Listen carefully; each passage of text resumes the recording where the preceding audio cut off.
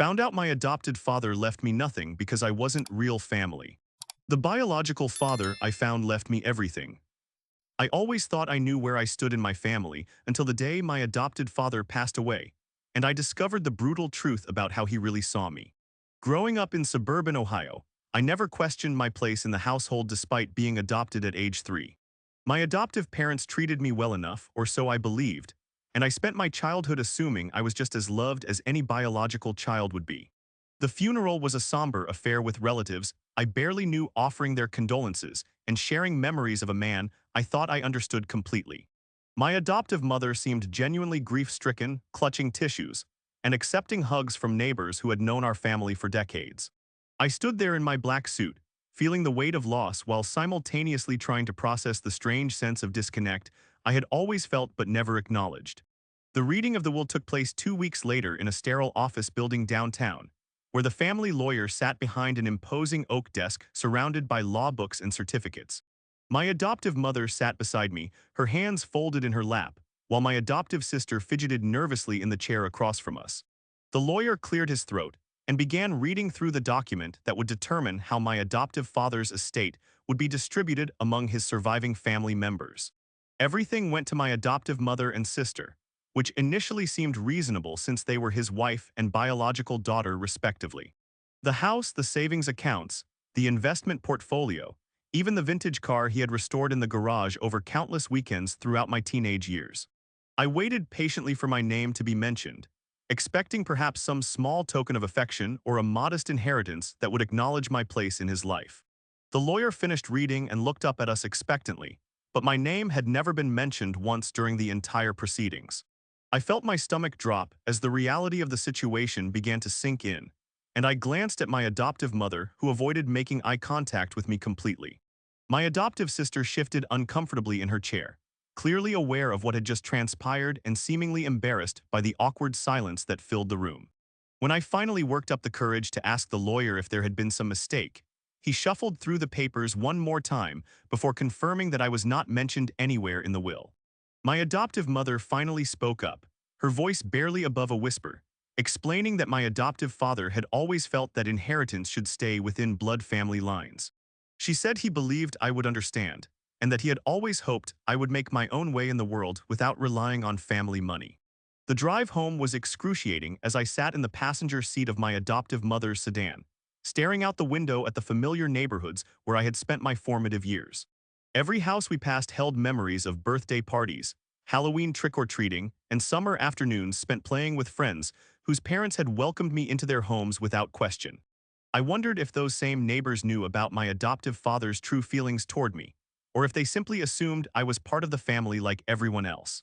That night I lay in my childhood bedroom, surrounded by posters and trophies from my high school years, feeling more alone than I had ever felt in my entire life. The man who had taught me to ride a bike, helped me with homework, and attended every single one of my basketball games had apparently never considered me his real son. I tried to rationalize his decision by telling myself that money wasn't everything, but the message was clear. I was an outsider who had been tolerated but never truly accepted. The weeks that followed were filled with a mixture of grief, anger, and confusion, as I struggled to reprocess every interaction I had ever had with my adoptive father. I found myself analyzing conversations we had shared, looking for clues that might have indicated his true feelings about our relationship. There were moments when I remembered him introducing me to his friends and colleagues, and I began to wonder if he had ever referred to me as his son or simply as the boy his family had taken in. My adoptive mother tried to maintain some semblance of normalcy, but our relationship had been fundamentally altered by the revelation of my adoptive father's will. She would make small talk about the weather or ask about my job, but there was an underlying tension that made every conversation feel forced and uncomfortable. I could see the guilt in her eyes whenever she looked at me, and I suspected she had known about the will's contents long before the lawyer had read it aloud. One evening, while cleaning out my adoptive father's study, I came across a box of documents that had been tucked away in the back of a filing cabinet.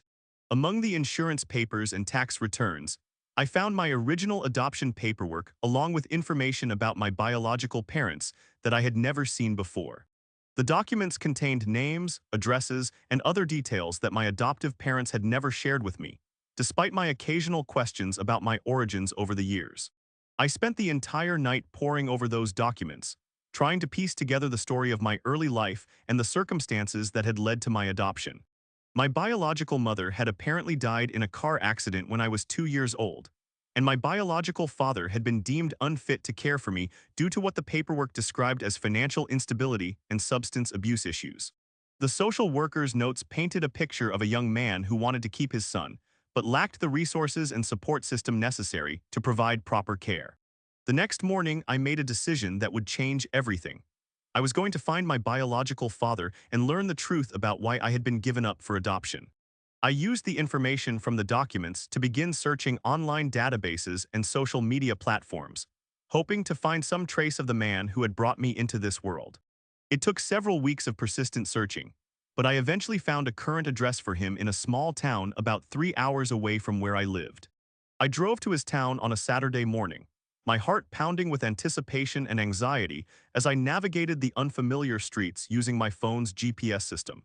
The address led me to a modest two-story house with a well-maintained yard and a pickup truck parked in the driveway.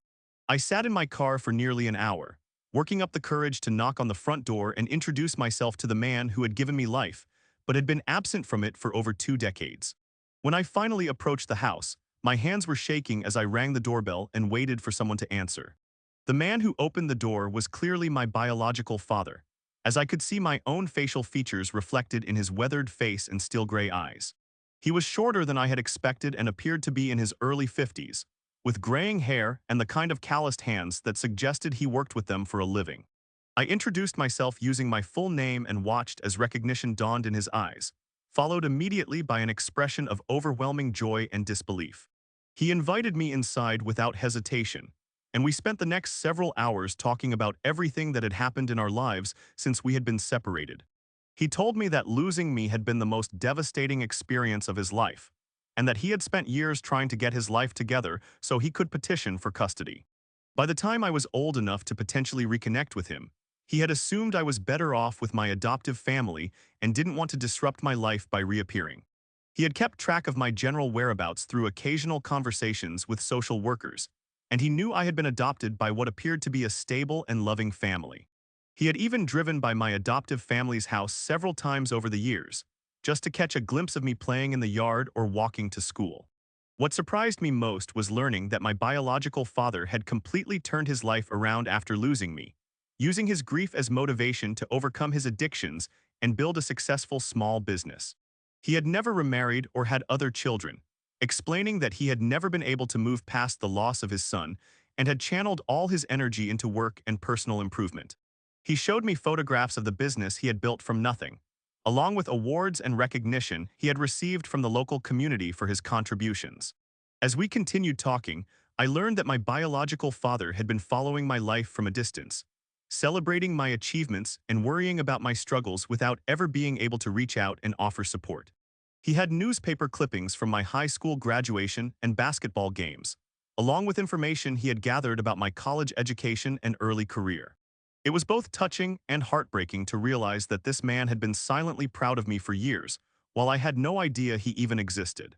The most shocking revelation came when my biological father took me to his bedroom and showed me a document that had been sitting in his nightstand drawer for over a decade. It was a will that named me as his sole beneficiary, despite the fact that we had never met and I had been raised by another family. He explained that he had always hoped we would reunite someday, but if that never happened, he wanted to ensure that everything he had worked for would go to his son regardless of the circumstances. The will detailed an estate that included his successful business, a substantial savings account, real estate investments, and a life insurance policy that would provide financial security for years to come. He had built this wealth slowly and deliberately, always with the intention of leaving it to me as a way of making up for the years we had lost together. The total value of his estate was more than I could have imagined, representing decades of hard work and sacrifice motivated by love for a son he had been forced to give up. I was completely overwhelmed by the magnitude of what he was telling me, especially coming so soon after the devastating revelation about my adoptive father's will. Here was a man who had never raised me, never lived with me, and had only just met me, yet he had spent his entire adult life working to provide for my future. The contrast between his unconditional love and my adoptive father's conditional acceptance was so stark that I had trouble processing the emotional whiplash. We spent the rest of the day and evening talking about our lives, sharing stories and trying to bridge the gap created by more than 20 years of separation. My biological father was genuinely interested in every aspect of my life, asking detailed questions about my education, my career, my relationships, and my hopes for the future. He listened intently to everything I told him, occasionally wiping away tears as he realized how much of my life he had missed. When it was time for me to drive home, my biological father walked me to my car and gave me a hug that felt like it lasted forever. He told me that meeting me had been the greatest gift he could have ever received, and that he hoped we could continue building a relationship despite all the lost time. He gave me his phone number and made me promise to call him regularly, explaining that he wanted to be part of my life in whatever capacity I was comfortable with. The drive home gave me several hours to process everything that had happened, and to begin understanding how dramatically my life had changed in the course of a single day. I had started the morning as an orphaned adoptee who had been rejected by the only father I had ever known, and I was returning home as a son who had been unconditionally loved and provided for by a biological father who had never stopped thinking about me. Over the following weeks, my biological father and I spoke on the phone almost daily, gradually building the relationship we had never had the chance to develop. He told me more about my biological mother, sharing stories and photographs that helped me understand where I came from and what kind of person she had been. He also explained the circumstances that had led to my adoption, taking full responsibility for his failures while expressing pride in the man I had become despite his absence. The relationship with my adoptive family became increasingly strained as I began spending more time with my biological father and processing the hurt I felt about my adoptive father's will. My adoptive mother seemed to understand my need to explore this new relationship, but she also appeared threatened by the possibility that I might choose my biological father over the family that had raised me. My adoptive sister was more direct in expressing her concern that I was abandoning the family that had sacrificed to give me a good life. I found myself caught between two worlds: the family that had raised me but had never fully accepted me, and the biological father who had loved me from a distance but had been absent during my formative years. It was an impossible situation that forced me to confront questions about identity, loyalty, and what it truly means to be family. I realized that biology and love don't always align with legal relationships and shared experiences. My biological father never pressured me to choose between him and my adoptive family, instead encouraging me to maintain whatever relationships felt right to me. He explained that he had no interest in causing additional pain or conflict in my life, and that his primary concern was simply being able to know me and support me going forward. His mature approach to the situation made me respect him even more, and helped me understand why my biological mother had chosen to be with him originally. As the months passed, I began to understand that my biological father's love for me was not contingent on my response to his affection or my willingness to prioritize him over my adoptive family. He continued to be interested in my life, supportive of my goals, and proud of my accomplishments regardless of how much time we spent together or how often we communicated. This unconditional acceptance was something I had never experienced before, and it helped me begin to heal from the rejection I had felt after learning about my adoptive father's will. The legal aspects of my biological father's estate planning became relevant sooner than either of us had anticipated when he was diagnosed with a serious heart condition that required immediate surgery. The doctors explained that while the procedure had a high success rate, there were always risks involved, and he wanted to ensure that his affairs were in order before going under anesthesia. He asked me to be present when he updated his will and made me his healthcare proxy, roles that I accepted with both honor and trepidation. The surgery was successful, but the recovery period gave us even more time to deepen our relationship as I spent several weeks helping him with daily tasks and medical appointments. During this time, I got to see him in a vulnerable state that revealed the depth of his character and the genuine nature of his love for me. He was patient, grateful, and determined to get better so that we could have more time together to continue building our relationship. My adoptive mother visited him in the hospital once during his recovery, and I was surprised by how well they got along despite the unusual circumstances that had brought them together. She seemed to understand that my biological father posed no threat to her relationship with me, and he was gracious in acknowledging the sacrifices she had made to give me a good life. Their interaction helped me realize that I didn't have to choose between them, and that it was possible to maintain relationships with both families. The experience of nearly losing my biological father so soon after finding him forced me to confront my own feelings about mortality, legacy, and what I wanted my life to represent. I realized that the financial inheritance he wanted to leave me was secondary to the emotional inheritance of knowing that I had been truly loved by at least one parent throughout my entire life. His unwavering devotion gave me a foundation of self-worth that I had never possessed before. As my biological father's health improved, we began making plans for the future that included regular visits, holiday celebrations, and even a trip to visit my biological mother's grave site. He had maintained her grave for over 20 years, bringing flowers every year on her birthday and on the anniversary of her death. The thought of him honoring her memory, while simultaneously grieving the loss of his son, moved me deeply and helped me understand the kind of man he truly was. The contrast between my two fathers became even more apparent as I reflected on their different approaches to love and family. My adoptive father had provided for my basic needs and given me opportunities for education and advancement, but his love had been conditional, and his acceptance had been limited by his narrow definition of family. My biological father had been absent from my daily life, but had loved me unconditionally and had worked tirelessly to ensure my future security. I began to understand that both men had played important roles in shaping who I had become, albeit in very different ways. My adoptive father had given me stability, education, and social advantages that had prepared me for success in the world. My biological father had given me an example of unconditional love and had demonstrated that it was possible to overcome adversity through determination and sacrifice. Both gifts were valuable, even if they had been delivered in very different packages. The financial implications of my biological father's estate gradually became more real, as we worked with lawyers and financial advisors to ensure that everything was properly structured for the future.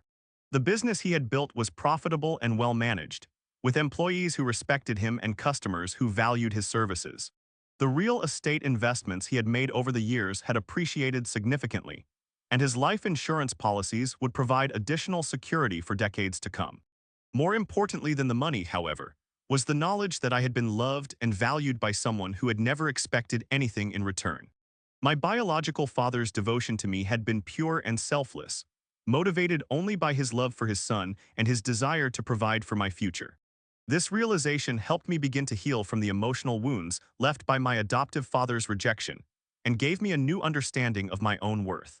Today, nearly 2 years after that devastating day when I learned about my adoptive father's will, I have built a strong relationship with my biological father that continues to grow and evolve.